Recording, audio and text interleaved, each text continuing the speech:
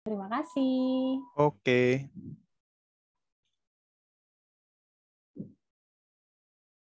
Sudah terlihat? Yes, aman. Oke. Malam semuanya. Malam. Perkenalan dulu. Nama gue Radika Prabu Ihsan. Jadi sekarang gue sebagai Lead Product Manager di Pinhome. Pinhome itu apa ya? Pinhome itu sebenarnya kita lebih ke arah kayak e-commerce tapi for property lah ya. Mungkin bisa dicek nanti ke pinhome.id untuk produknya itu seperti apa. Terus secara singkat, kenalan dulu kalau gue itu passionate about helping people to live easier life. Jadi ya pengennya dibikin semuanya lebih simpel aja lah. Kadang-kadang orang suka mikir everything is too complicated, tapi ya pengen dibikin semuanya lebih simpel lah gitu. Dan secara experience gue kurang lebih sekitar 4 tahun sekarang udah bekerja dan most of it sebagai product guy. Dan kalau dari kecil gue grow up-nya pindah-pindah tempatnya. Pertama di Palembang, terus pindah ke Cirebon, daerah Jawa. And then sempat di Jakarta pas SMA, terus selama kuliah di Bandung. Kalau hobinya sih, hobinya dulu sebelum pandemi sih renang ya sama main water polo dulu. Terus kalau sekarang-sekarang sih hobinya lah ya karena di rumah terus jadi hobinya main games terus sama mencoba untuk membaca buku gitu. Hobinya mencoba, tapi belum ada finish nih bukunya. Eh terus buat quick intro sebenarnya secara perjalanan karir itu gimana sih gitu. Jadi gue itu sebenarnya lulusan dari ITB, jurusannya itu ada di Electro Arus Kuat. Jadi dulu tesis gue terkait tentang Lightning Protection System. Terus pas selama 5 tahun kurang lebih kuliah di engineer, ngerasa agak bosan banget ya, berkaitan dengan angka-angka terus akhirnya masuk ke Jojonomics, itu startup di bidang finance gitu, handling di bagian reimbursement sebagai business development, which is sales. Jadi kerjanya yang tadinya ngejar-ngejar nilai, sekarang jadinya dikejar-kejar target selama jadi sales, kurang lebih selama 6 bulan. Terus habis itu gue pindah divisi jadi product manager karena dirasa pada masa itu gue sebagai punya background engineers punya punya pengetahuan yang lebih mendalam terkait technical, jadi makanya dimasukin coba ke product managers dan gue coba di situ ternyata cocok. Akhirnya gue pindah ke Pomona, di sana gue pindah ke Pomona sebagai product managers di tahun 2018 bulan Mei, dan di sana karir gue mulai naik sih di situ, naik jadi senior product manager and then handling ke head of product. Terus gue juga karir terakhir itu pegang di head of product and operations, ya basically handling di product dan operationsnya juga, jadi ya end to end, ada sedikit finance, HR, sales, marketing, di handling di situ gitu. Dan then akhirnya di tahun 2021 ini juga, pas di bulan Februari kemarin, akhirnya pindah ke Pinhome sebagai lead product manager. Jadi kembali lagi fokus handlingnya only products. Next, mungkin lebih kasih tahu kayak sebenarnya product managers itu apa sih? Di sini gue mau kasih tahu kayak quick intro product managers itu apa. Product managers itu sebenarnya secara simpelnya, you got a lot of people, certain target users, persona, and then mereka punya masalah, and then kita sebagai product managers itu ngasih solusi buat mereka gitu, buat resolve masalah dari mereka itu seperti apa.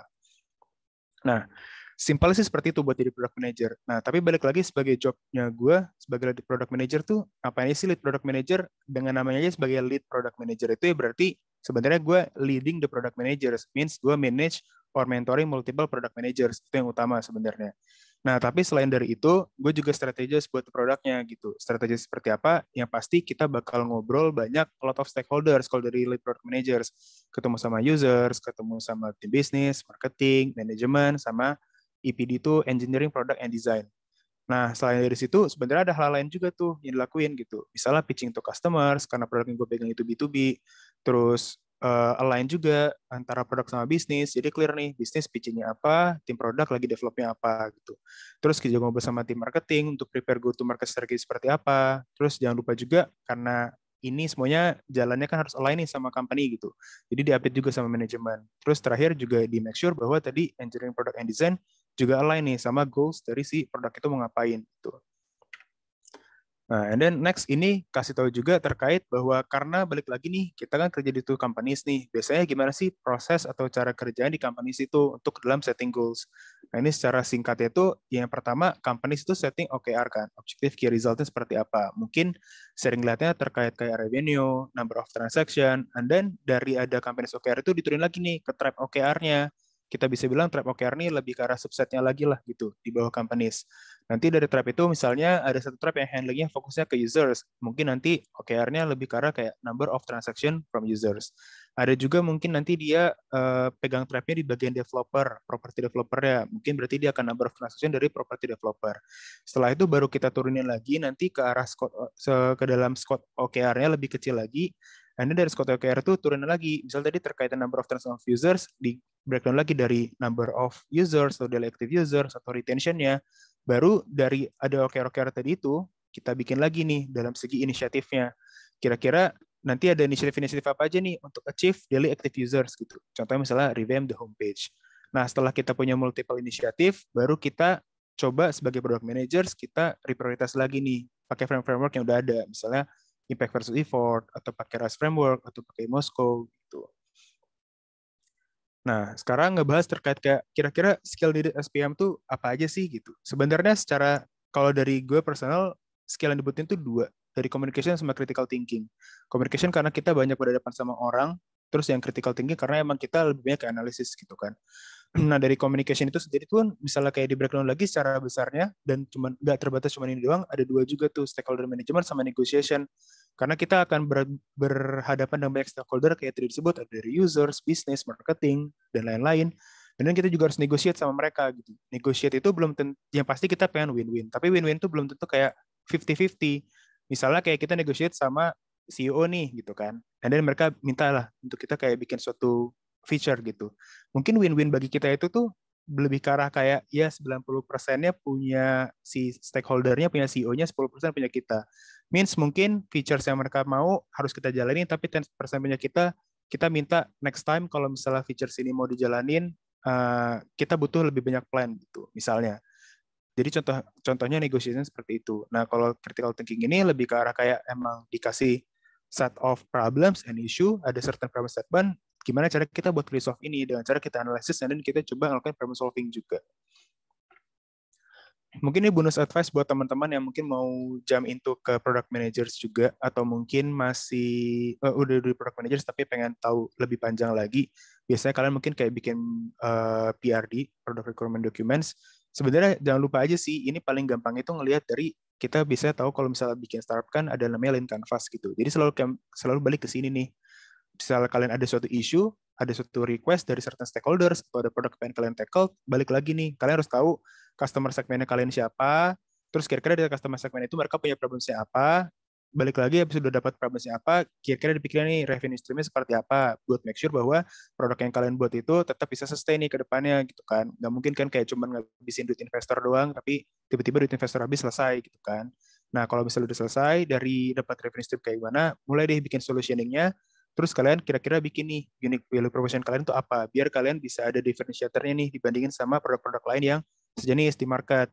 Baru mulai pikirin gimana cara channeling-nya, maksudnya buat ngedeliver produk kalian ke marketnya seperti apa, via channel-channel apa, and then jangan lupa set key metrics-nya apa, buat ngasih tahu bahwa sebenarnya parameternya pas kalian launch the certain features of product, success or not, perhatian cost structure-nya, baru terakhir pikirin unfair advantage-nya juga, biar bikin produk kalian makin strong juga di market.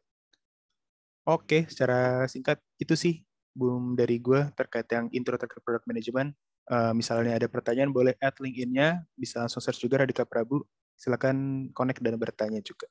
Thank you, silakan kembali ke moderator. Oke, thank you Mas Radika. Tapi kalau misalnya boleh sedikit dijelasin gini Mas, kalau dari setiap, tadi kan ada beberapa yang memang dari Mas Radika di slide kedua atau ketiga gitu ya, apa poin-poin yang dikerjakan gitu. Kalau misalnya boleh dielaborate gitu Mas, dari setiap poin itu skills apa sih yang benar-benar harus dijadikan priority gitu Mas? Karena misalnya oke, di bagian sini lebih banyak bertemu dengan divisi lain, jadi kuatnya untuk harus di communication dan lain-lain gitu. Kayak mungkin yang di sini, ya. I see. Ya sebenarnya kalau dari terkait kayak yang misalnya kayak talking about stakeholders gitu kan, dari segi komunikasi kita bisa bilang lebih terkait kayak stakeholder management ya, karena emang kita akan manage multiple stakeholders yang mungkin punya background yang berbeda-beda gitu kan. Nah itu yang kita bisa bilang stakeholder management gitu.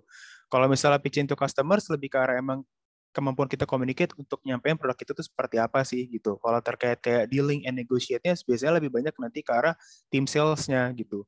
Tapi sometimes karena my product is B2B, jadi ya pengen tahu juga dong gitu kan. The way kayak dari segi tim sales pitching udah bener atau belum sih gitu. Perlu di-improve nggak sih? Dan itu pasti dari kita karena pasti ada transfer knowledge dari kita ke tim BD kan. Means akan ada yang miss gitu. Makanya it's okay misalnya kita sebagai orang produk juga pitching to customers juga biar kita ngerasain langsung sebenarnya produk kita tuh kurang apa sih di mata customers gitu. Kalau terkait alignment dan lain-lain ini ya emang lebih ke arah sama sih terkait kayak stakeholder management. Kalau prepare go to market lebih ke arah GTM strateginya seperti apa gitu. Kalau yang baru di bagian kayak update to management, terus make sure PD align with the goals gitu, itu baru nanti kayak kemampuan buat negosiasi. Karena biasanya dari EPD aja engineering sama desain aja tuh pasti beda-beda tuh. Misalnya kayak dari tim desain punya creativity tinggi, pengennya yang bagus-bagus gitu. Dari tim engineers mungkin nggak bisa nih cater itu semua gitu kan. Pasti harus di balance out nih. Kalau misalnya nge-cater semua yang dipengen sama tim designer, yang bagus-bagus, interaksinya bagus, transisinya bagus, mungkin jadinya masih entah kapan nih, tahun depan gitu. Sedangkan kan kita pengen launch produk kita ke market tuh secepat mungkin gitu, biar bisa cepat di-iterate di market gitu. I see. Tapi kalau dari tantangan yang dihadapi dari segala proses saat nge-create produk gitu, Mas. Tantangan apa sih yang biasa dihadapi dan kalau misalnya di sini tuh di step mana biasanya yang banyak banget tantangannya? Tantangan ya. Challenge paling besar biasanya lebih ke arah stakeholder sih, karena kita kan pegang banyak banget stakeholders gitu kan. Kadang kita punya prioritas. Let's say misalnya kayak di bagian sini kan kita udah pengen achieve daily active users gitu kan. Tapi kan daily active users kan itu kan yang kita pengen gitu. Mungkin initiative for daily active users tuh bisa datang dari orang bisnis, bisa datang dari orang marketing gitu kan. Dan mereka semua kan punya target masing-masing kan sebenarnya gitu kan. Pasti mereka duluan-duluanan juga tuh sama kita kayak pengen lobby kita mana nih yang duluan mau dimajuin gitu. Nah itu tantangan terbesar tuh kayak kita gimana cara kita mau bisa prioritas ini secara benar gitu, kita tahu ini benar, impact-nya juga dapat, bisa maksimal gitu, tapi tanpa kayak ngeliat down orang-orang yang mau ternyata di apa misalnya kayak priority paling bawah gitu. Dan kita juga kayak mikirin analisa yang kita tuh sejauh apa gitu, bisa make sure bahwa oke, these features bisa kasih impact misalnya 100,000 daily active users, tapi kita bikin itu confidence dengan punya data apa aja gitu. Gimana cara kita kayak nge-breakdown dari ada certain issue, problem statement, terus kita breakdown sampai hal yang terkecil, and then kita bisa create solutions dari root cause-nya itu gitu. Itu yang paling penting sih. Oke. Sure. Thank you so much, Mas Radika. Untuk teman-teman, kalau misalnya ada yang mau bertanya, nanti bisa langsung tanya. Atau kalau misalnya nanti mau ngobrol langsung, kita habis presentasi dari Mas Gilang, kita bisa langsung tanya jawab. Oke. Thank you, Mas Radika. Thank you. Oke, sudah ada pertanyaan sebenarnya dari Mbak Fauni. Nanti kita masuk ya, Mbak ya. Thank you so much. Oke, kita next-nya untuk Mas Gilang. Silahkan Mas Gilang jadi akan menjelaskan juga nih dari skills yang dibutuhkan seperti apa, melengkapi dari Mas Radika juga. Kalau gitu silahkan Mas Gilang. Oke, thank you Mbak Garesha. Selamat malam semuanya. Senang banget bisa ngobrol bareng teman-teman semua di sini. Jadi mungkin tadi Mbak Garesha sempat mention nama saya Gilang. Kebetulan saya PM di Swift. Actually Swift itu dia perusahaan logistik fulfillment partner yang provide jasa warehouse buat seller-seller yang ada di Tokopedia, khususnya toko cabang, untuk bisa berjualan langsung di menggunakan jasa warehouse kita. Oke, aku langsung mulai aja kali ya. Bisa kelihatan screen-nya? Ya, aman. Oke. Oops. Oke, nah mungkin untuk agenda diskusi malam ini lebih berat ke skill apa sih yang perlu diasah oleh seorang PM. Jadi kan sebelum kita masuk ke role PM tuh kita harus tahu kan challenge-nya apa nanti di sana dan skill apa yang perlu kita asah dan kita develop terus supaya kita bisa fit sama role tersebut. Oke, sebelum kita masuk ke poin diskusi kita malam hari ini, aku coba kenalin diri aku sendiri. Jadi tadi nama aku Gilang. Perjalanan karir aku tuh dimulai di tahun 2014 setelah lulus dari kampus. Aku lulus dari Telkom University, jurusan Sistem Informasi. Jadi mungkin case-nya sama kayak Mas Radika. Aku udah bosen gitu 4 tahun di dunia engineer, jadi kayak move ke dunia bisnis. Jadi first experience job aku sebagai business executive di Gunebo Indonesia. Terus 2 tahun aku kerja, terus kayak coba buat jadi entrepreneur. Aku resign, kemudian aku coba bikin software house sama teman-teman aku. Kebetulan di tahun 2016 ini aku mulai kenal dengan dunia product development, khususnya agile dan scrum metodologi. Nah, ini ngebantu banget buat aku tahu nih konteks dari product manager di product manager ini. Jadi basically product owner di Scrum itu kan kita ada role sebagai product owner gitu. Nah, kurang lebih sih PM tuh hampir sama kayak product owner, cuma bedanya kalau PM itu dia lebih tahu kan apa yang pengen dibuat, visi dari produknya apa. Sedangkan kalau product owner dia cuma kayak lebih ke backlog prioritas dan ngatur supaya backlog itu masuk ke sprint tersebut. Nah, moving forward di tahun 2018 aku role pertama sebagai PM di Kokato, tapi sebelum jadi PM tuh aku sempat jadi business integration juga. Jadi kayak business integration tuh actually kayak jembatan antara tim bisnis dan tim tech juga gitu. Nah, ini mungkin tips buat teman-teman yang mau shift ke dunia PM, kayaknya lebih gampang misalkan kalian shift di current company dulu gitu, supaya exposure-nya ada. Karena PM itu skills yang perlu diasah terus, dan kita nggak bisa langsung siap go to market gitu sebagai PM. Oke. Nah, mungkin sebelum kita masuk ke skills yang dibutuhkan sebagai seorang PM, aku mau kenalin PM itu apa. Jadi sebenarnya kalau aku coba tanya-tanya teman PM aku ya, definisi dari si PM itu tuh nggak ada yang baku gitu. Kalau aku tanya ke 10 orang PM, teman-teman aku tuh punya jawaban yang berbeda-beda. 10-10-nya itu semuanya beda. Jadi sebenarnya PM itu adalah role yang paling susah didefinisikan karena itu tergantung dari organisasi dan dari industrinya dan level si company itu sendiri gitu. Nah, kemudian ada analogi yang paling common kan yang sering kita dengar bahwa PM is the CEO of a product. Kayaknya menurut aku itu kurang relevan. Karena sebenarnya kalau dari segi konteks pekerjaan memang PM itu hampir mirip kayak CEO. Kita kayak banyak banget yang dikerjain. Tadi yang sempat Mas Redika mention juga, kita harus ngobrol sama orang bisnis, ngobrol sama orang engineer, juga ngobrol sama orang desain. Tapi yang membedakan antara kita sama CEO adalah kita nggak punya otoritas. Nah, itu challenge terbesar itu. Gimana caranya kita manage tim-tim tersebut tanpa ada otoritas. Nah, terus kalau dari day-to-day PM itu, kita harus understanding both business strategy dan execution-nya gimana. Nah, kalau misalkan dianalogikan nih, sebagai sebuah sandwich, oven roasted chicken sandwich Subway yang lagi viral, itu aku nganggap PM itu sebagai kayak virgin oil-nya tuh, yang nge-spread ke semua bagian si sandwich-nya. Jadi kita PM itu generalis, kita harus ngerti banyak hal, tapi nggak perlu dalam, gitu.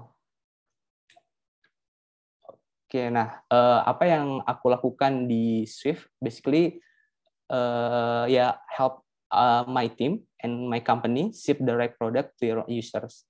Jadi kalau di breakdown per kata-kata tuh help my team, maksudnya adalah aku membantu membantu tim aku untuk mengkoordinasikan dan mengkomunikasikan project yang lagi kita develop. Kemudian my company, jadi project yang kita develop tuh harus inline dengan visinya si company. And then the most thing yang paling penting buat seorang PM itu adalah ship sebuah produk. Nah, lalu setelah kita ship produk ke user, kita harus pastikan bahwa produk yang udah kita deliver ke user itu right product yang memang sesuai dengan problem yang user hadapi gitu. Dan terakhir pastinya to your users. Nah, ini part yang paling susah menurut aku sih. Kayak di sini tuh kita harus mastiin bahwa users yang udah kita targetin itu tepat. Nah, untuk case industri B2B itu kayak mendefinisikan user tuh yang mana itu agak sulit karena kan kita B2B ya. B2B itu banyak divisi yang terlibat gitu dan banyak birokrasi. Jadi kayak kadang-kadang kita ngobrol sama divisi customer service, let's say. Nah, itu kayak konteksnya kurang pas kalau misalkan ngobrol sama divisi collection, let's say. Itu jadi kayak kita benar-benar harus tentuin target user yang mau kita bantu terus yang mana. Oke, nah ini masuk ke poin diskusi kita malam ini, skills yang dibutuhkan sebagai seorang PM. Jadi Mas Radika sempat mention bahwa skills yang harus dipunya tuh adalah influential communication dan critical thinking, itu benar banget. Jadi itu dua hal yang harus teman-teman punya dan harus kita asah sebagai PM. Nah, untuk fundamentalnya ini, nah ini di sini aku ngambil frameworknya si Shreyas Dorsch, dia lead dari PM Strip. Nah, di sini tuh kayak tiga sense yang benar-benar harus diasah banget oleh seorang PM tuh, yaitu analytical sense-nya, kemudian product sense, dan execution sense. Analytical sense itu apa? Analytical sense itu adalah kemampuan untuk memformulasikan sebuah pertanyaan yang tepat, kemudian mengevaluasi masalah dari banyak aspek yang ada, terus dapat mensimulasikan hasil, dan yang paling penting tuh based on data. Itu yang analytical. Kemudian yang product sense itu dia kemampuan untuk membuat keputusan terhadap produk secara tepat. Nah, biasanya itu dia harus punya empati terhadap user, jadi dia tahu nih kira-kira user bakal bertindak, bakal reaksinya seperti apa sih kalau misalkan kita kasih fitur ini. Kemudian dia punya domain knowledge terhadap user, kompetitor, dan teknologi. Dan yang terakhir mungkin kreatif. Nah, yang ketiga itu execution sense-nya. Kalau execution sense itu lebih ke kemampuan untuk menyelaraskan tim untuk menuju sebuah tujuan dan mengatur project yang kompleks. Nah, makin tinggi nanti role-nya tuh itu makin banyak sense yang harus dipunya. Nah, ini aku define juga. Jadi kayak untuk di level senior PM dan PM, kita bermain di level sense ini. Untuk technical dan design sense itu nice to have aja, nggak perlu didalamin, tapi kalau misalkan kita punya background technical dan desain itu bakal lebih ngebantu kita sih kalau komunikasi sama tim. Terus naik ke level PM director atau grup PM, itu kita harus punya commercial sense, PM mentorship, product vision, dan PM management. Lalu naik di level VP product atau CPO, itu kita harus punya company strategy sense, organizational design, company scale execution, dan organizational development. Ini kayak pecahan dari sense-sense tersebut. Nanti kita bisa diskusi untuk sense-sense ini di session berikutnya. Nah, mungkin ini tips dari aku sih. Kayak secara natural, kayak nggak mungkin seorang manusia tuh bisa tiga sense itu langsung jago gitu. Jadi ada istilahnya framework 10-30-50 PM Skills Framework yang ngebantu kita untuk mengasah dari 3 sense yang fundamental PM tadi supaya kita bisa naik ke level berikutnya dan nggak kejebak di career treadmill. Ya, mungkin dari aku itu dulu sih. Aku kembaliin ke moderator. Thank you. Oke, thank you Mas Gilang. Cuman kalau misalnya boleh kita breakdown sedikit mungkin sebelum ini sih Mas Gilang. Atau nggak mungkin Mas Gilang sendiri. Gimana sih cara, tadi kan Mas Gilang sempat mention bahwa nggak bisa nih kita untuk langsung semuanya kita kembangin skill itu gitu. Nah, kalau Mas Gilang sendiri mungkin biasanya gimana sih caranya? Ada nggak hal-hal tertentu yang Mas Gilang lakuin untuk kayak oke, develop my skills di sisi ini, gue melakukan ini, yang sisi ini melakukan ini, atau gimana nih? Oke. Jadi kalau boleh dianalogikan tuh aku suka menganggap diri aku tuh sebagai produk yang perlu di-develop juga gitu. Jadi aku harus tahu sebenarnya siapa sih customer aku gitu. Kemudian problem apa sih yang mau aku solve, sama company itu punya problem apa yang bisa aku bantu solve gitu. Nah, dari situ tuh aku juga bisa memformulasikan kan sebenarnya aku kuatnya di mana sih. Let's say misalkan sekarang sih aku ngerasa aku kuatnya di analytical sense dan product sense. Untuk execution sense-nya tuh aku agak kurang. Makanya aku sekarang cari company yang dia lebih ngeberatin ke execution sense-nya gitu. Jadi kayak di perusahaan aku sekarang yang shift itu banyak project-project yang kompleks banget yang membutuhkan aku supaya lebih apa ya, self discipline lah untuk nge-assess si execution sense tersebut. Gitu. Oke, berarti poinnya lebih ke malah jangan kabur ya Mas, malah jangan kabur. Ditantang. Malah ditantang karena memang secara habit apa ya, secara naluriah itu harus dikerjakan gitu.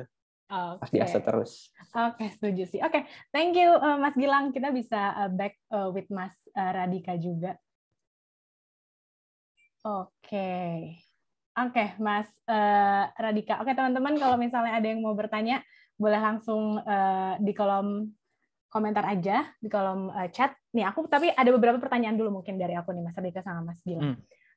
Di sini mungkin teman-teman juga boleh sharing ya, teman-teman di sini mungkin ada yang mau career switch ke PM atau sekarang udah PM atau memang masih fresh grad, jadi kita juga bisa tahu nih kalau untuk career switch itu sendiri. Jadi sekarang kalau misalnya kita lihat memang banyak banget yang tertarik di PM dan pengen untuk pindah jadi PM gitu ya. Kira-kira, tapi kan kita udah punya experience nih as professionals gitu. Kira-kira apa sih pertama kali yang harus kita persiapkan untuk kita bisa ready pindah haluan atau pindah karir itu sendiri? Siapa yang mau jawab duluan mungkin? Mungkin tunjuk Mas Gilang duluan ya. Oke, sorry. Jadi aku coba detailin pertanyaannya nih. Apa yang harus kita persiapkan dulu ya sebelum shift ke PM gitu? Ya. Pastinya sih kita harus punya aspirasi problem apa yang mau kita solve sih. Jadi case-nya kayak misalkan waktu aku di Kokato dulu. Actually kan Kokato itu dia merupakan sebuah perusahaan CPaaS, Communication Platform as a Service, di mana kita kayak nyediain jasa untuk melakukan blast komunikasi lewat telepon, SMS, dan email gitu. Nah, aku ngeliat sebenarnya ada problem sih di situ. Main revenue generator kita tuh dari media voice. Tapi problemnya adalah user udah nggak mau ditelepon sekarang. Coba deh kayak kita ngelihat ada orang tiba-tiba nomor nggak dikenal nelpon ke handphone kita, kan kita nggak bakal angkat kan. Nah, itu bakal mempengaruhi ke revenue perusahaan. Nah, makanya dari situ aku coba ngomong sama my CEO kayak, bos, gue mau pindah nih ke PM, boleh nggak? Karena gue bakal bakal naikin revenue kita by kita punya media baru yang lebih make sense gitu dan lebih relevan saat ini gitu. Itu sih. Oke, dari Mas Radika ada tambahan mungkin? Apa ya, mungkin kalau dari nyiapin skill setnya yang paling penting ya secara analytical ya, karena emang yang bikin susah banget dari pengalaman gue secara personally pas gue lagi hire PM pun emang susah banget cari orang-orang yang mungkin secara communication kan on the surface kita bisa lihat kita nyambung-nyambung aja gitu kan, tapi pas kita kayak kasih technical soal-soal yang emang perlu analisa lebih dalam gitu, dan mereka sering banget kayak bikin turn off dari kita sebagai usersnya gitu. Nah, mungkin itu hal yang perlu banget nih kalau emang dari kalian-kalian ini pengen banget join sebagai produk, pelajarin tentang kemampuan untuk analisa gitu. Caranya gimana? Mungkin paling gampangnya ya karena kebanyakan juga orang-orang produk banyak datang dari background dari konsultan misalnya gitu, belajar aja banyak latihan-latihan bikin case study gitu. Ke science itu kan itu kan juga ngolah kemampuan kalian kan buat background the problems gitu. Biar lebih clear dapat yang root cause analysis seperti apa gitu. Buat cari kira-kira apa nih yang perlu dicari datanya gitu. Baru balik ke solusinya gitu sih. I see. Berarti kalau misalnya tips sedikit kalau misalnya dari Mas Radika sama Mas Gilang kalau boleh digabungin ya teman-teman. Mungkin pertama kali adalah coba dulu di company yang sekarang gitu ya. Untuk coba offering tapi bukan dengan tangan kosong, tapi dengan kayak suatu inisiatif mau memberikan apa untuk company gitu ya. Kemudian juga tahu kita problem solving-nya seperti apa dan tadi analisisnya sih dari Mas Radika itu sendiri. Nanti mungkin kita boleh, mungkin satu pertanyaan lagi deh Mas Radika sama Mas Gilang. Ini kan sebagai lead, sebagai head, pasti ketemu juga sama calon PM gitu untuk gabung di company-nya. Skill ada tambahan nggak? Mungkin Mas Radika tadi udah menjelaskan gitu. Salah satu skill yang dibutuhkan tuh itu. Apalagi sih skill yang kedua dan ketiga, mungkin kalau boleh 3 yang sangat dilihat saat merekrut, itu tuh apa sih? Silahkan. Kenapa? On off nih Mas Radika. Menunjuk lagi takut dosa. Ya udah deh, mungkin dari gue dulu ya. Kalau dari gue dulu sih ngerasanya kalau misalnya emang top 3 tadi pertama emang kemampuan analisis gitu ya. Buat critical thinking-nya harus bagus gitu. Mungkin yang kedua dilihat lagi kemampuan dia buat kolaborasi sih gitu. Jadi emang kita akan cek, kalau dari gue personally gue biasanya akan cek kayak dari past experience dia, misalnya dia ada misalnya fresh graduate banget dari kuliah gitu. Ya akan tanya benar-benar kayak behavior-nya dia gimana tuh, misalnya dia lagi ada kerja kelompok, ketemu ada isu apa, ini orang ngapain, apa bikin mie, atau dia bantu nyelesain masalahnya gitu. Terus kira-kira outputnya seperti apa, dicek kayak gitu, sampai ke arah kayak gitu. Mungkin selain dari tadi ada kemampuan analisa, terus kemampuan dia buat kolaborasi, yang terakhir growth mindset sih. Karena emang produk kan kita sistem iterasi dan akan terus berkembang gitu kan. Jadi kita pengen lihat banget growth mindset-nya seperti apa gitu sih. Oke, dari Mas Gilang? Oke, kalau aku boleh menambahkan sih, dari aku melihat pertama leadership sih.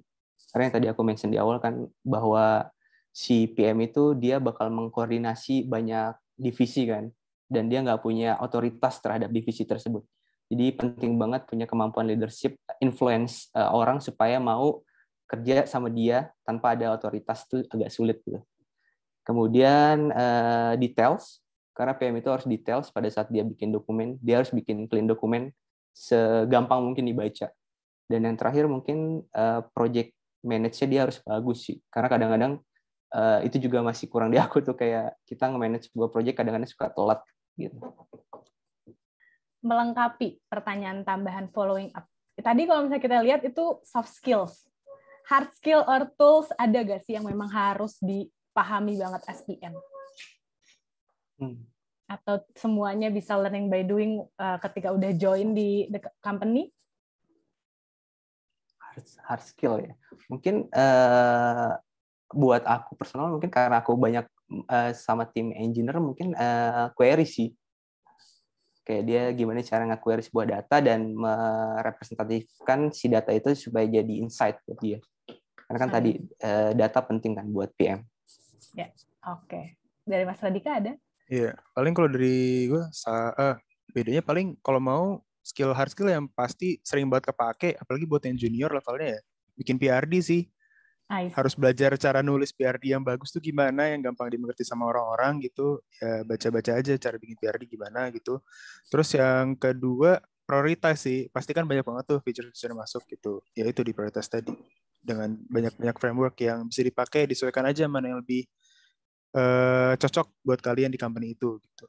Oke, oke teman-teman, jadi itu ya skills mungkin yang bisa dicatat untuk mempersiapkan teman-teman yang mau masuk dunia PM. Oke, kita bisa masuk ke Q&A nih sebelum kita ke networking sessions dari Mbak Fauni. Boleh dong dijelaskan metode prioritization yang RISE dan juga Moskow? Mungkin dari Mas Radika. I see. Iya, ini tadi sempat masukin di presentasi sih.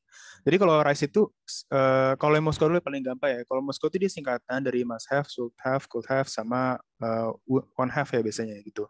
Jadi sebenarnya lebih ke arah emang di prioritas aja dari feature-feature yang udah ada, ini stock features dibikin nih. Kalau yang must have itu berarti pokoknya ini harus di-deliver nih. Kalau ini nggak di-deliver nih, project ini bakal failure gitu. Nah itu dimasukin dalam situ gitu. Berarti itu jadi top priority. Kalau yang should have ya berarti prioritasnya di bawah situ gitu. Ya sebenarnya ini penting, tapi kalau nggak di-deliver masih ada alternatifnya, or masih nggak time sensitive lah, masih bisa nanti gitu.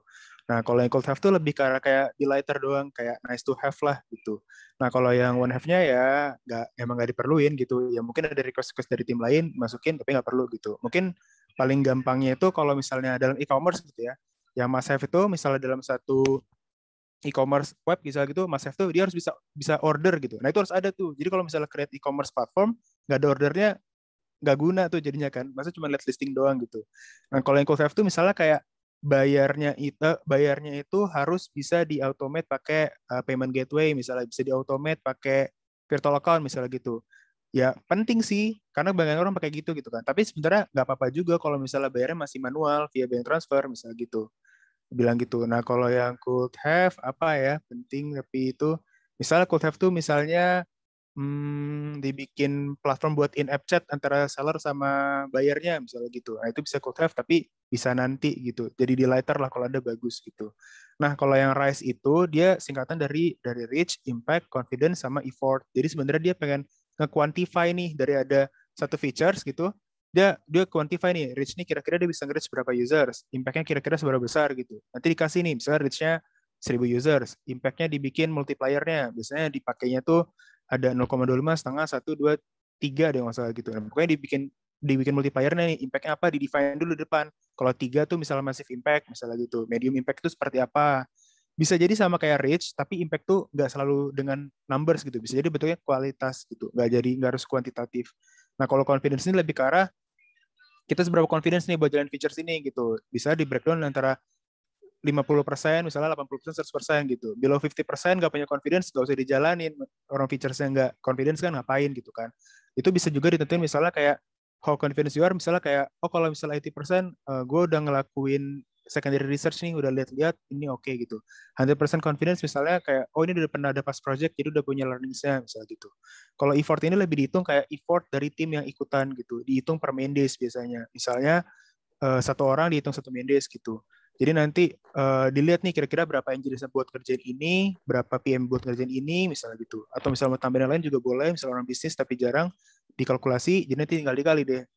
Reach-nya dikali sama impact, dikali sama confidence tadi, berapa persen, berapa multiplier-nya, berapa reach-nya, dibagi sama effort-nya itu berapa main days gitu. Terus nanti dari all features, keluar deh kira-kira skor yang paling gede itu yang pertama kita kerjain. Gitu. I see. Mungkin dari Mas Gilang mau ada tambahan? Cukup sih, kayaknya dari Mas Radika udah komprehensif.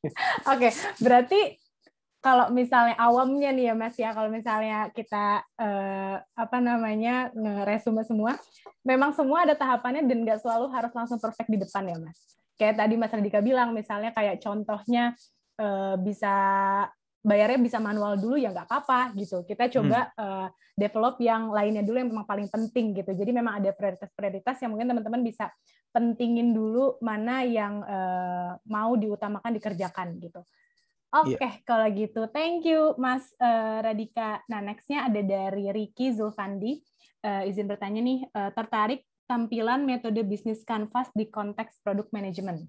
Mungkin boleh dijelaskan atau bisa digunakan di fase mana aja dalam proses iterating product. I see. Iya, sebenarnya tadi kan yang di bagian Lean Canvas tadi itu sebenarnya itu di fase mana aja kita masukin dari awal sih. Once kayak kita punya bisnis idea pun sebenarnya bagus kita masukin di situ gitu.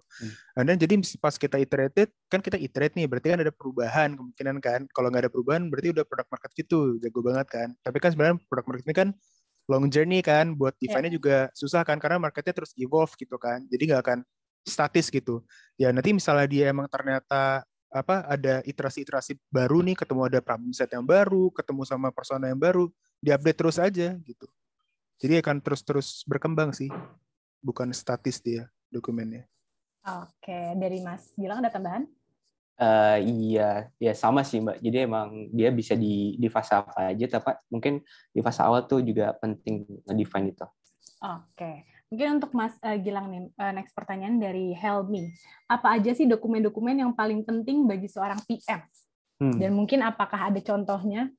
Yep. Ya, jadi mungkin yang pernah kita tahu, tadi Mas Radika juga sempat mention bahwa PRD sih. PRD itu dokumen yang sakral banget lah untuk PM. Dia harus ada gitu. Nah, untuk contohnya sih sebenarnya tiap company beda-beda ya, tergantung project-nya juga mungkin ya. Tapi yang harus ada di PRD itu sih pastinya kan background dari produk itu apa, project-nya itu apa, kemudian mungkin user story-nya dan sama acceptance criteria mungkin ya. Sama sukses matrix yang mau kita ukur. Dan itu adalah pertama kali yang kita harus create sebelum kita move untuk developing produknya itu atau bikin produknya itu sendiri ya. Yap, betul. Dan yang tadi Mas Radika dan Mas bilang info bahwa kita benar-benar harus bikin itu tuh clear dan bisa dimengerti oleh semua stakeholder dan semua divisi yang memang bekerja dengan kita. Ya, betul. Terus, oke. Abis ini pindah jadi PM apa aku? Bercanda, oke. Dari Deodatus Utomo. Hubungan antara brand manager dan juga PM itu gimana sih dalam suatu company? Ketika ingin melakukan suatu campaign marketing seperti product launching misalnya, peran PM di situ tuh gimana sih? Oke. Mungkin Mas Gilang mau menjawab duluan? Kebetulan sih aku belum pernah masuk ke company yang ada brand itunya sih, divisi brandingnya ya, brand manager. Okay. Dia ya mungkin ini asumsi ya, mohon divalidasi Mas Radika. Ya asumsinya kalau hubungannya korelasinya ya pasti sebelum launching kan at least si brand manager itu tahu high level kayak key point dari produk itu apa aja. Itu sih. Oke, mungkin dari Mas Radika? Iya, mungkin mau nambahinnya lebih ke arah kayak perspektif yang gue tahu pernah dari brand manager juga ya. Karena kebetulan waktu itu pernah kerja di bagian berhubungan dengan FMCG. Jadi biasanya di FMCG kayak di Unilever gitu. Sebetulnya nggak apa kan? Ya ada yang itu sampo gitu kan. Dia jadi ada posisi brand manager. Jadi biasanya mereka emang kayak pas mau jalan suatu campaign marketing, mereka yang nyiapin semuanya gitu kan.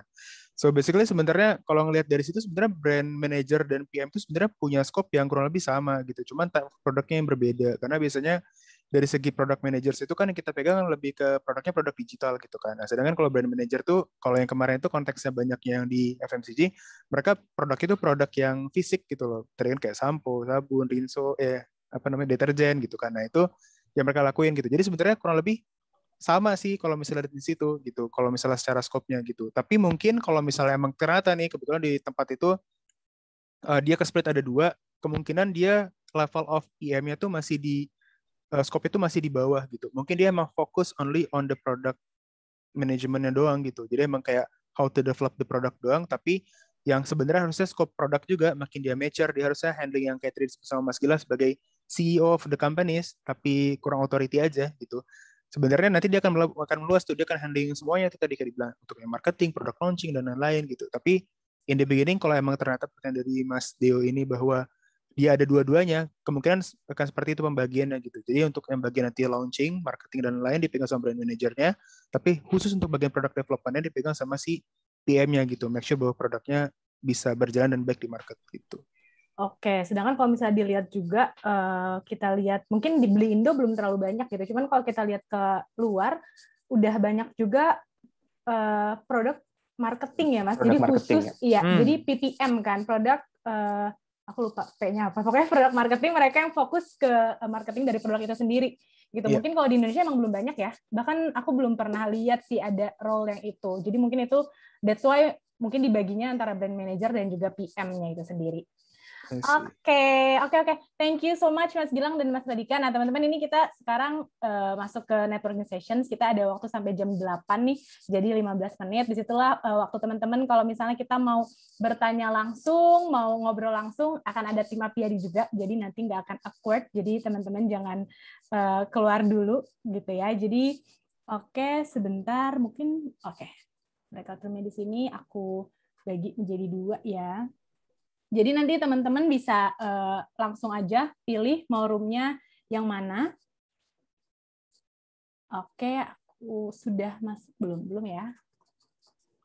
Nanti ini aku create untuk namanya aja biar gampang ya, Mas Radika dan juga Mas Gilang. Nanti teman-teman nanti bisa back to room lagi, nanti akan aku end tepat di jam 8 biar kita ketemu lagi di akhirnya ya. Oke, sudah aku open, mungkin teman-teman boleh pilih. Ada di bawah, di sebelah di antara share screen ada breakout room, teman-teman boleh pilih tuh, mau ke yang mana. Udah ada belum ya teman-teman? Tim apiari boleh dibantu? Udah ada ya? Udah. Oke, share.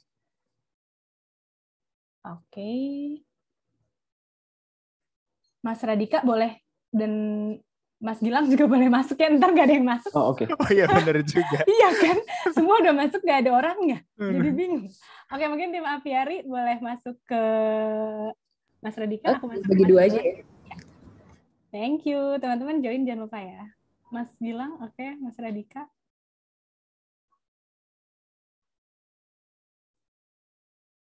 Oke.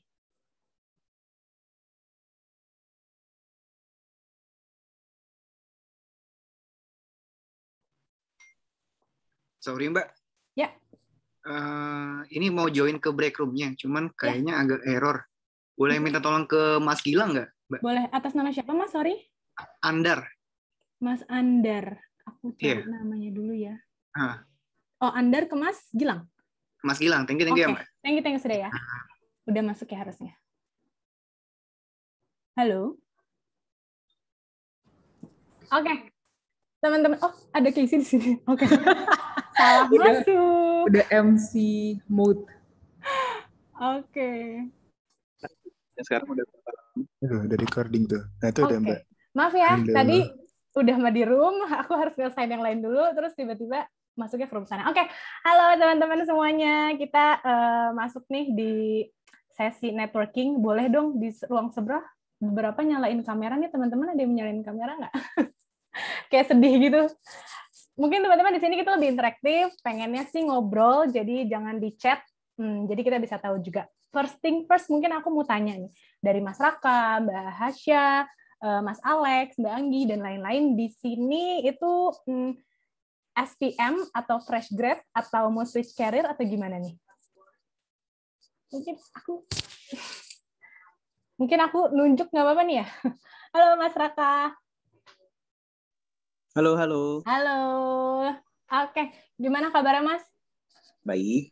Oke, aku boleh tahu nggak nih Mas Raka ini PM apa memang hanya interest aja mau belajar atau bagaimana? Interest sama PM, aku Scrum Master. Oh, di Scrum. Excel Axiata. I see. Jadi tapi berarti sekarang kesibukannya itu SPM di suatu company atau bagaimana? Enggak, Scrum Master di Excel Axiata. Oh, oke. I see. Berarti yang memberikan coaching juga ya, Mas Raka? Iya, salah satunya. Oke. Thank you. Nanti kita ngobrol-ngobrol. Aku mau ngobrol dulu mungkin dari 2 orang lagi. Dari Mbak Nurlaili mungkin. Halo. Halo Mbak, maaf belum bisa on cam ya. Nggak apa-apa. Oke, Mbak Nurlaili. Mungkin boleh share sedikit nih Mbak Nurlaili ini SPM kah atau interest kah atau bagaimana? Ini sedang itu sih Mbak, cari vacancy as APM sih. Jadi kemarin tuh kayak sempat udah sampai kayak user, tapi terus akhirnya maksudnya belum dapat offering gitu, jadi kayak masih penasaran aja gitu, pengen cari ilmu lagi. I see. Tapi sebelumnya berarti udah experience kah? Belum sih Mbak. Jadi ya ini pengen switch career aja gitu. Switch career dari sebelumnya? Kalau boleh tahu? Sebelumnya itu kayak di agen pendidikan gitu. I see. Oke, mungkin sebelum kita ngobrol satu lagi nih. Thank you ya Mbak Nurlaili. Sama-sama. Mungkin Mas Yosia.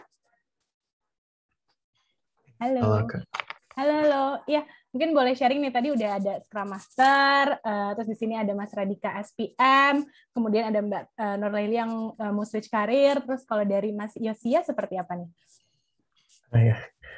Kalau saya sendiri itu saya saat ini karirnya sebagai engineer di Bank BTPN. Terus ya tertarik dengan product management sih, gitu kira-kira.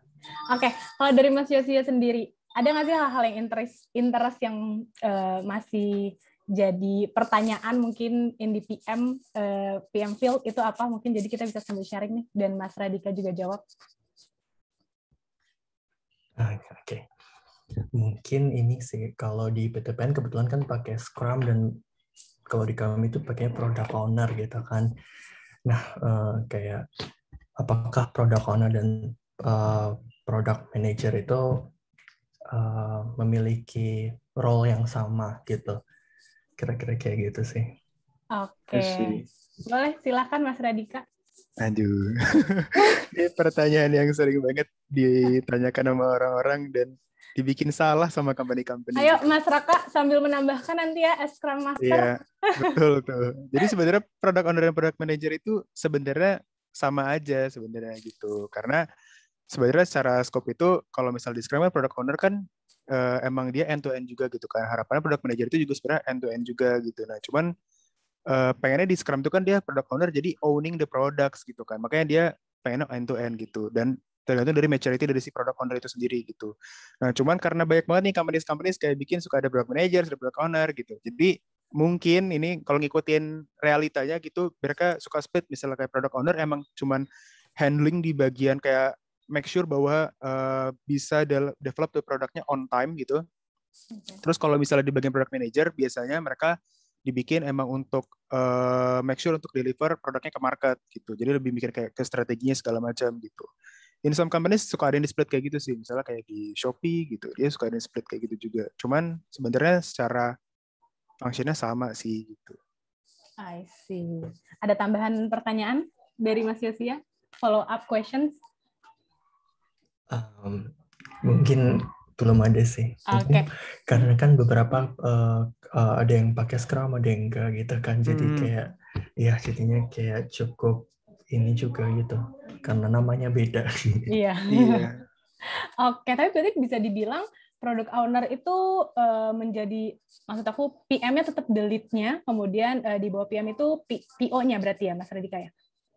Mereka emang punya function yang berbeda sih biasanya kalau misalnya ada dua-duanya gitu. Jadi pokoknya jadi bisa kayak product manager sih, misalnya kayak gathering data dari orang researcher-nya segala macam, dia dapat data dan dia tahu mau bikin apa aja, dia bawa nih ke orang product owner biasanya kalau misalnya di split ada dua gitu ya. Nanti orang product owner yang make sure nih bahwa dia bisa develop ini misalnya within 2 weeks misalnya gitu. Nah, itu dia make sure tuh itu dari dianya gitu, yang bisa manage project lah pokoknya gitu. Lebih ke arah kayak project manager sih sebenarnya kalau ketika emang satu company itu dia split ada PO sama PM-nya gitu. I see. Mungkin dari Mas Raka nih, as Scrum Master, ada tambahan? Jadi penjelasan Dika udah bagus banget sih sebenarnya, product owner, product manager. Cuman ya product owner itu memang strictly terms yang biasa dipakai di Scrum. Jadi kan ada 3 role, product owner, Scrum Master, developers. Nah, ketika mau di-compare mungkin karena namanya sama-sama produk gitu, orang compare product owner, product manager, bedanya apa? Ya kalau di Scrum sih memang berusaha untuk keluar dari boundary it's just software development. Jadi yang awalnya mungkin product owner itu sekedar ngurusin software development, ya diperluas scope-nya, jadinya ya blur aja sama product manager. Ya, itu cuma tentang penamaan aja sih, harusnya sama. Dia yang memanage product, he is the CEO, he or she is the CEO of the product. Oke, nah di Scrum Master sendiri ini kan juga ada role play ya. Mungkin Mas Radika, Mas Raka ada role play untuk Scrum itu sendiri kan ya. Nah itu kalau misalnya berarti kita boleh develop lagi atau kita kembangkan lagi, skills-nya beda nggak sih yang dibutuhkan SPO, SPM? Menurut Radika? Mas Radika gimana? Sama, karena sebenarnya fungsinya sama, PM dan PO itu sebenarnya fungsinya sama. Cuman karena tadi itu karena sebenarnya kan di define kan product owner doang gitu kan, tapi kan kayak scope-nya banyak banget gitu. Nah, mungkin some companies merasa bahwa scope of product owner itu terlalu besar, maka mereka kayak split-split lagi gitu. That's why mereka split, ada namanya PM sama PO gitu. Dan lain-lain lah, biasanya ada product marketing, ada product ops, dan banyak lagi lah mereka split gitu. Tapi actually kalau misalnya ngomongin terkait product owner dan product manager secara harfiahnya itu sebenarnya function mereka itu sama. Mereka emang make sure produk mereka tuh benar-benar end to end tadi, benar-benar di luar dari cuma sekedar scope project manajemennya doang, cuma sekedar develop the product, tapi benar-benar kayak make sure si produk ini bisa delivered into the market dan emang bisa usable juga di marketnya gitu. Oke, thank you. Semoga menjawab ya Mas Yosia. Terima kasih juga Mas Raka sudah menambahkan. Tadi ada clap, ada ada cry-nya juga karena pertanyaannya pasti banyak banget yang ditanyakan ke Mas Raka juga soal itu. Oke, mungkin teman-teman di sini ada yang mau bertanya bisa langsung unmute aja. I think bisa unmute sendiri kan ya. Cuman aku penasaran juga nih. Oh, oke, Mas Alex. Ada yang mau ditanyakan?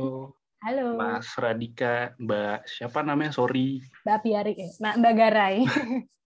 Mbak Garai, makasih apa kesempatannya. Mungkin mau nanya ya ke Mas Radika. Tadi kayak di awal sempat lihat tuh, tadi juga skip sih sebenarnya sambil ngikutin. Salah satu tugas PM kan di tempatnya Mas ada yang define OKR ya Mas ya. Nah itu Mas kalau boleh tahu atau kayak pengalaman Mas sendiri deh. Kalau OKR itu mostly apakah ditentukan sama si stakeholder atau kita sebagai PM yang nentuin? Itu satu. Terus yang kedua itu kan pasti akan turun ke inisiatif sama metrik-metriknya kan ya untuk define whether itu sukses atau enggak. Itu apakah kita sebagai PM menentukan itu atau dari stakeholder juga. Nah mungkin bisa juga Mas kalau ada case-nya di tempat Mas produk yang berjalan tuh nentuin OKR-nya seperti apa supaya ada gambaran gitu sih. Thank you, itu aja mungkin. I see. Oke. Kalau misalnya buat OKR itu sebenarnya kan biasanya itu kita tuh sebenarnya OKR itu kan buat nutupin gap ya, gitu kan, nutupin gap antara dari si manajemen or companies mereka pengen apa, terus ke kitanya maunya apa gitu kan, yang kita bisa achieve apa gitu. Nah sebenarnya biasanya tuh dari companies itu dia udah punya satu tema OKR sendiri, misalnya kayak for 1 year kita mau achieve something yang which is mereka sebut bisa revenue gitu. Tapi kan ada dan revenue, ada matrix-matrix lain sebenarnya bisa mereka achieve gitu.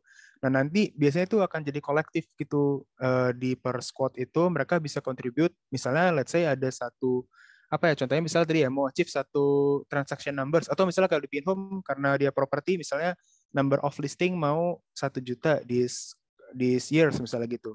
Nah nanti misalnya ada squad yang berkaitan sama berkaitan dengan listing itu dia yang propose gitu kira-kira buat ngebantu buat achieve itu tuh apa gitu. Bisa jadi misalnya kayak dia build suatu feature, suatu inisiatif, misalnya, dia mau build OKR dulu, OKR-nya buat achieve itu tuh seperti apa. Bisa jadi nanti dari dia nyumbang misalnya 200.000-nya misalnya gitu. Mungkin nanti akan sumbangan dari lain, misalnya dari tim ops-nya gitu, dari tim bisnis, ada yang nyumbang juga buat ke sana. Jadi kita tentuin ke arah sana, tapi secara collectively itu akan achieve ke numbers-nya dia itu nanti gitu. Jadi emang sebenarnya OKR itu tujuannya kan tujuannya selain dari bottom up, dari bawah ke atas kita propose, tapi sideways juga gitu. Jadi kita ngecek juga nih kanan kiri kira-kira kolaborasi itu di mana biar bisa saling tarik menarik gitu. Jadi jangan sampai kayak kita jalan-jalan sendiri, tapi sebenarnya kita sebagai orang produk kan pasti ada banyak nih, ada banyak hal yang dibutuhin nih sama tim lain. Misalnya ada tim marketing perlu enabler something, kita yang harus kerjain gitu. Dan itu tuh harus saling tarik menarik sideways gitu. Sebenarnya biasanya dilakuinnya kayak gitu sih. Jadi emang dilihat dari secara companies punya OKR secara setahun ke depan dia mau apa, terus kita dari segi tim produk bisa bantu di bagian itu apa, terus kita kerjasama nih kira-kira sama tim siapa yang berhubungan nih, misalnya sama tim marketing atau sama tim growth gitu. Ngobrol bareng kira-kira di quarter kita mau cobain OKR-nya untuk satu tribe ini, karena level lead kan, satu tribe ini mau apa gitu. And then baru kalau dari level lead-nya udah ada, lead-nya bawa nih ke bawah nih, di quarter kita mau lakukan ini gitu. Nanti baru dari segi si produknya harusnya dia propose lagi nih ke atasnya gitu. Kita mau propose kayak gini.